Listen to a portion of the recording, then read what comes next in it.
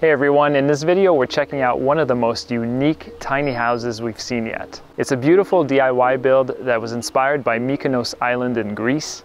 The interior is mostly white, it has archways, a painted stone floor and lots of greenery.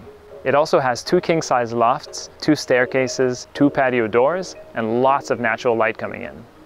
In this video we're going to give you a full tour, and we're also going to meet the creative couple who built this amazing tiny house.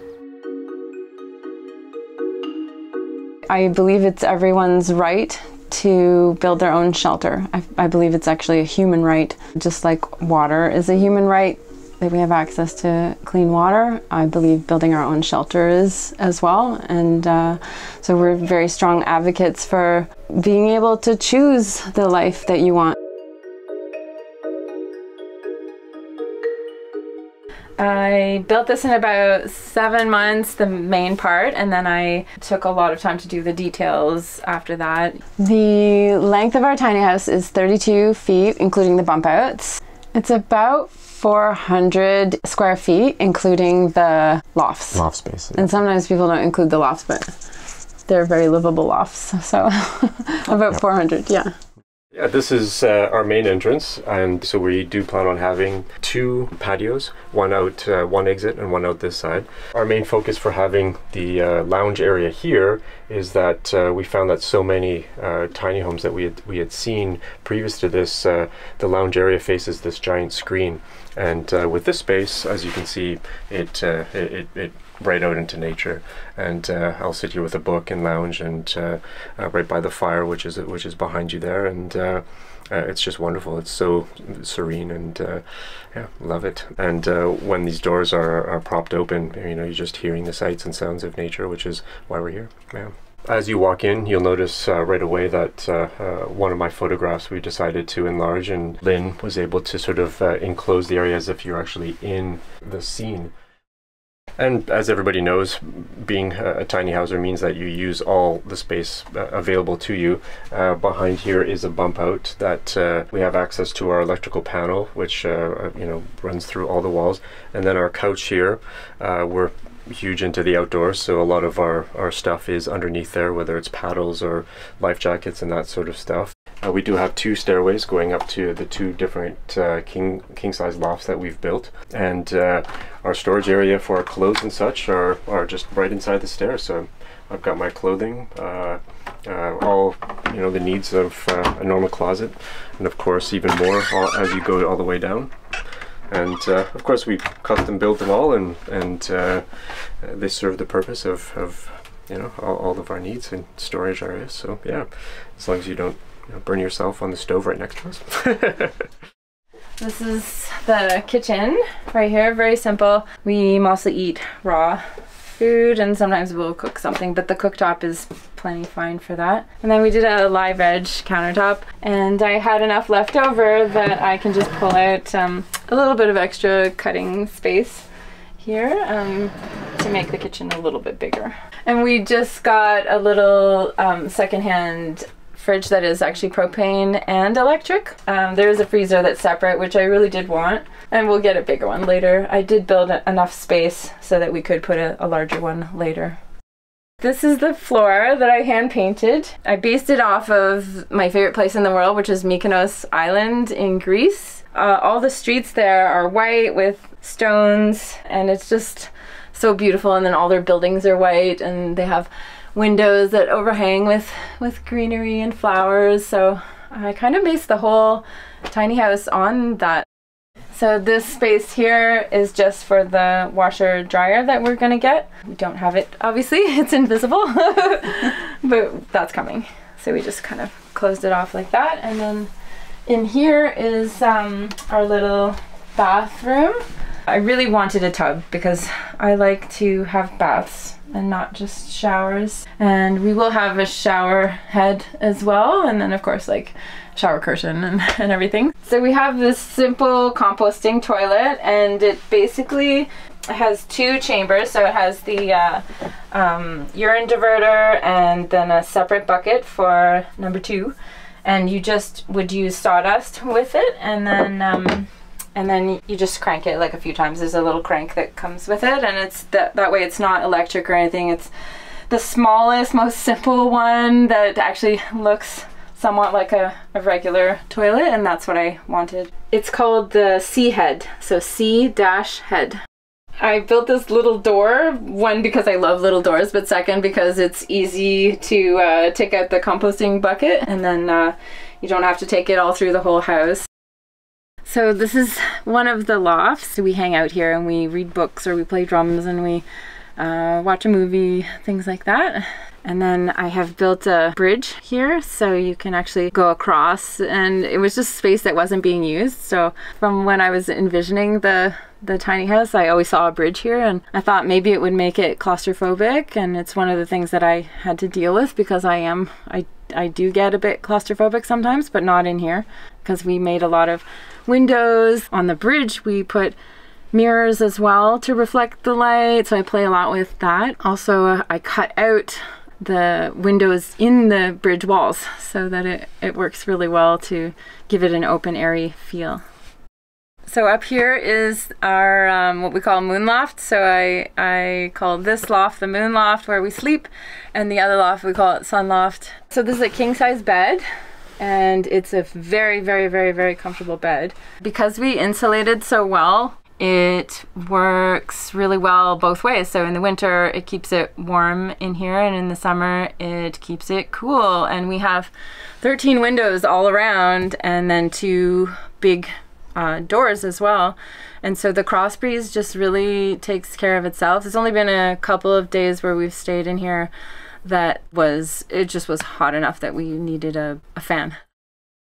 One of the things that I really wanted for us was this hammock, and so I have this place for the hammock, and then you just pull it out and stretch it across, and then it just tucks back away, but it's already all ready to go, and you just string it across, and then you have an extra place to hang out and chillax. Yeah. So this is a Vermont castings wood burning stove, extremely efficient. We found it on Kijiji. We've now had the opportunity to spend a lot of time here in the winter, and this thing has exceeded our expectations. We are gonna go solar, and that's our next step. And so we have a bump out in the back that's for our on-demand hot water heater and our solar inverter and things like that. The outside has shingling that is cedar shingling, and we made it very difficult for ourselves because of the way that we designed it. It's got a very curvy flow. I had to cut each of the shingles with jigsaw, so I was up on the scaffolding and just cutting every one of them, and it lasted forever. But it looks very beautiful, and I'm glad that it is that way. It's exactly what I was envisioning from the start. We decided to build with 2x6s instead of 2x4s for the walls, and we built down into the trailer with the insulation, so we kind of did like a drop floor, so we were able to do 7.5 inches of insulation in the floor and 7.5 inches in the ceiling, and then the walls have 5.5 inches of insulation. We used Roxol insulation. We were stuck in the rent cycle in Toronto for years and years. We've been together 12 years. So we worked at jobs that we didn't like or weren't exactly right, just to make enough money to cover the rent. And it's just rising and rising, and yet nobody's getting paid more. So it was just getting too much. And then my son is 26, and we just had nothing to leave him, and so it was a big motivator for wanting to just get out of that trap. Because we did this, we were able to pay off our student loans, then start a business, so it's very beneficial.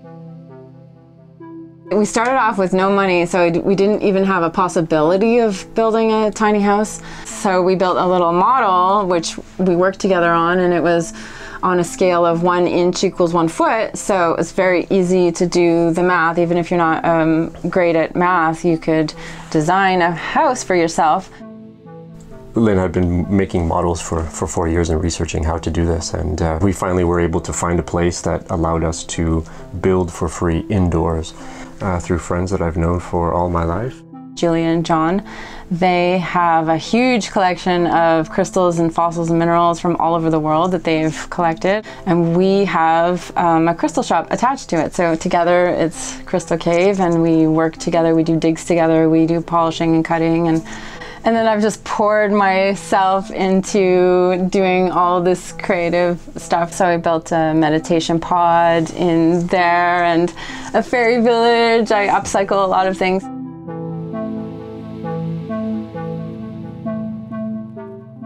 So John and Julia also knew of, I guess, semi-retired carpenter. His name is John. He would come about 3 days a week and just for several hours and make sure that I was on track, and like he really did help me put the vision of the model into reality.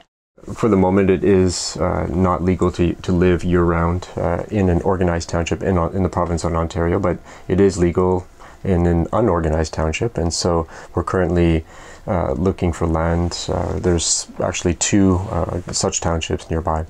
Yeah, so unorganized means you can build basically what you want without all the red tape. So it is actually legal to live, as far as we know, in a tiny house in an unorganized township.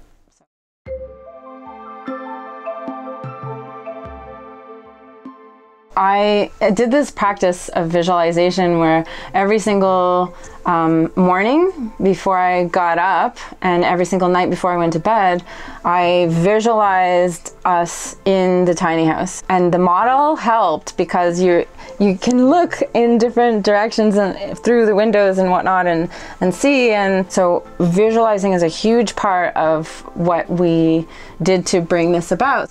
So we, saved and saved and saved, and then I was in an accident a while back, and then finally that was settled. So there was this little chunk of money, and so instead of all of a sudden having to, okay, now we can start planning, it was fully planned and we just went for it.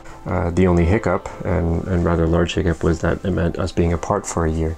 And while she was up here building, so I would come up and visit on weekends and help out as much as I possibly could. But we were just so grateful and so fortunate to have a space in which we could build indoors, and so we took the plunge. So in total, the cost was about 55 or 60,000, and we're just over the moon that we've been able to do this. As far as I know, this is our forever home. We've made it as beautiful as we can, and we just poured all of our creativity into it. And so, but we're extremely proud of ourselves for taking this journey and for visualizing this into existence.